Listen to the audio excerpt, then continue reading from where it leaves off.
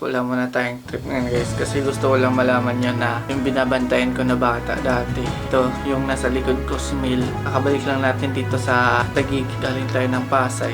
Then, nabisi din ako doon. So, ngayon, nalaman ko na may tattoo na pala tong batang to. Tapos, sumasali na din sa mga prat. Basta marami siyang mga ginagawang kalokohan ngayon. Ngayon, yung papakita ko sa inyo, yung tattoo niya dito sa kamay. Dito, ayan. Papatanggal ko yun bukas kasi nga na-bad trip talaga kagabi. Pinabayaan ko na lang muna kasi di ko din alam anong gagawin ko dyan sa kamay niya.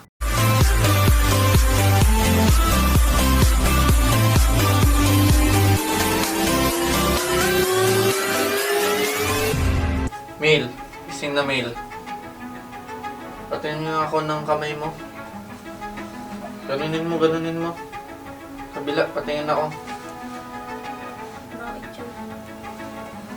Saan mo nakuha to? Sa totoo lang. Paso yun na. Tambutso? Sure ka? Tambutso o kutsilyo? Chili. Sobrang tagal ninyo Kuya Charlie. Alam ko.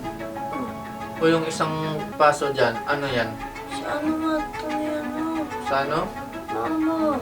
Mama? Sure ka? Mamatay ka pa ngayon. Pamatay pa kami lahat ng mga. O ba't mo dadamayin mo ang magulang mo? Hindi ako lang. Ganon mo nga yung ano mo? Sure ka? Sa mantika yan? Oo, naging sugat nga. Ha? Dahil mo nang ginagawang mga kalukuhan?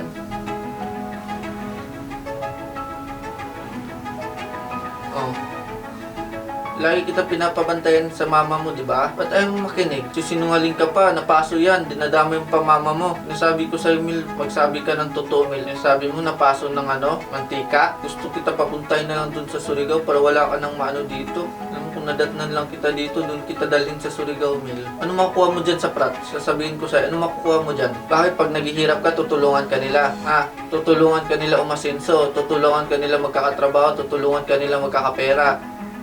Ha? Ilang beses kita tinawagan para lang sabihin sa'yo na huwag ka sumali dyan. Ha? Ilang beses kita tinawagan, Mil. Yung makita yan ngayon, Mil. Pumasok ka, pagkatapos pumasok ka, huwag kang babalik dito hanggat hindi yan magpapaso ng sigarilyo. Ano, may maaasahan pa ako sa'yo? Sinasabi ko sa'yo lagi dito, Mil, huwag ka pumasok sa prat, huwag ka pumasok sa prat. Wala kang magagawa ng prat na yan sa'yo. Ba't ang tigas ng ulo mo? Ha? Piklat mo dyan, sinasabi mo napasok sa tambutso? Nakarang December, Mil, nagkasakit ka dahil dyan? Ha? Sino nag-aalaga sa'yo? Pamilya mo, yung prat mo nag-aalaga sa'yo dyan? Ha? Asan sila nung nagkasakit ka? Miserable na nga yung buhay nyo, gagawin mo pang miserable talaga. Pakahirap mama mo para lang mabigyan kayo, tapos kayo nagpapakahirap din para sa mama nyo. Pinapahirapan yung mama nyo. Wala kayong awa, Mila. Takas ng tama mo, Mil, batang-bata ka, ba't marunong ka nang mag-inom? Ngayon, sabihin mo sa akin kung ginawa mo lahat ng pinag-utos ko sa'yo. Lahat ng pinagbawal ko sa'yo, sabihin mo sa akin kung ginawa mo. Ink ng bulpin yan, Mil, di mo iniisip yan, Mil. Bulpin ng ink yung pinagagawa mo dyan. Paano kung magkatoksik ka dyan? Ha? Pinagtuloy kita dito, tapos ganyan susukli mo sa akin, Mil. Ikaw pa mismo nagsasabi din kay Nignig na bawal mag-inom, bawal manigarilyo. Ikaw mismo gumagawa nun. Ikaw mismo nagtuturo sa bata. Ikaw, Mil, sinasabi ko sa'yo. Siya nga nagturo sa akin. Siya magturo. Pagkatapos ng pasok mo, sunugin mo yan. Kung di mo masunog yan, huwag ka nang bumalik dito. Kung makita yung tattoo na yan, Mil. Ano sinasabi ni Nignig na o nag-iinom ka dun sa may 7-Eleven? Ano nag-iinom sa 7-Eleven? Di ako nag-iinom doon. Ano nag-iinom ka dun? Makasama mo mga katropa mo. Wala akong iniinom sa 7-Eleven ko, Charlie. Dyan sa baba, Mil, sa may 7-Eleven, alam mo yung ano dun? Oo nga, wala nga. Kung saan ka pinasuan. Ano ko saan ka pinasuan? Diyan ako sa baba pinasuan, oh. O, sino mga kainom mo ng mga nakaraan? Wala nga ako nakakainom na nakaraan. Hindi pa ako nag-iinom doon. Kasama mo si Nignig. May nakakita sa inyo, Mil, ano? Ano kasama mo si Nignig? Saan ba ako? Doon sa may 7-Eleven na madaanan natin. Doon kayo nag-inom ng mga tropa mo, bagong katropa dyan sa prat na yan. Ang Nignig-inom. Ikaw, Mil, sinungaling mo talaga, Mil, Nagsabi no? sa inyo lahat. Doon sa may tapat daw. At tapat di pa nga ako nag-iinom doon. Anong sinasabi nila nag-iinom ka ng MP doon? Ano MP? Di ako nag-iinom ng MP. Hindi ka nag-iinom? Sila lahat nagsabi nun? Tapos ikaw lang magsasabi ng ganyan sa akin? Sa tingin mo, maniniwala ako? So ayan siya guys, pumasok na. Sinabihan ko siya na huwag kang babalik dito hanggat nandyan pa yung tattoo sa kamay mo. Tingnan lang natin kung sinasabihan ko naman yun na mamili ka kung saan ka titira, dito or doon sa inyo. Kung dito ka, gusto ko mawala yung tattoo mo bago ka umuwi dito. Ayan sinabi ko sa kanya. Wala na akong magawa eh, kung laser yung mabayad pa ako. So, kalukuhan niya naman yun. So, kayang-kaya niya yun. Madaling araw na ngayon, alas 4 ito. Ayan. 5:36. Ayan yung oras ngayon.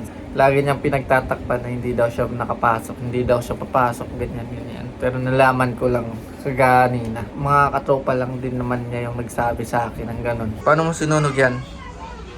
Hindi ako nagsunog dito. Sino? Si Junel. Patingin ako. Ganun mga dyan lang. Paano sinunog yan? Niyanan niya lang ng Yossi. Ginanon niya. Tapos tinagal-tagal lang niya. Tapos pinaulit-ulit niya lang. Ayun lang. Ano, masakit hindi? Hindi. Tattoo ka pa ha. Kakagaling niya lang ng school noon. So, alas 12 yung uwian nila ng hapon. Tapos, alauna na siya nakauwi dito kasi nga pinasunog niya pa yung sa kamay niya. Gusto ko lang talaga matanggal yun kasi ewan ko, ayoko lang talaga. Naawa din naman ako, pero wala akong magagawa. Ayun yun, desisyon niya yung magpatato eh.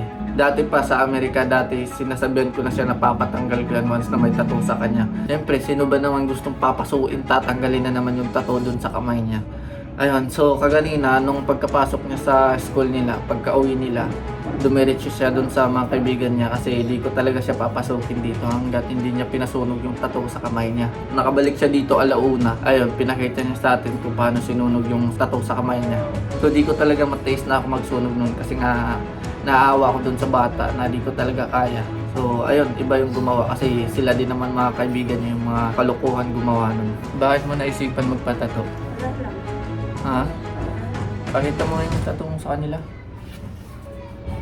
Ayusin mo. Ayan. Anong sasabihin mo sa akin ngayon? Nalaman ko lahat. Sorry. I'm sorry. Ayusin mo yan. Sorry po, Kuya Charlie. Sa December dun ka magpapasko sa Surigao.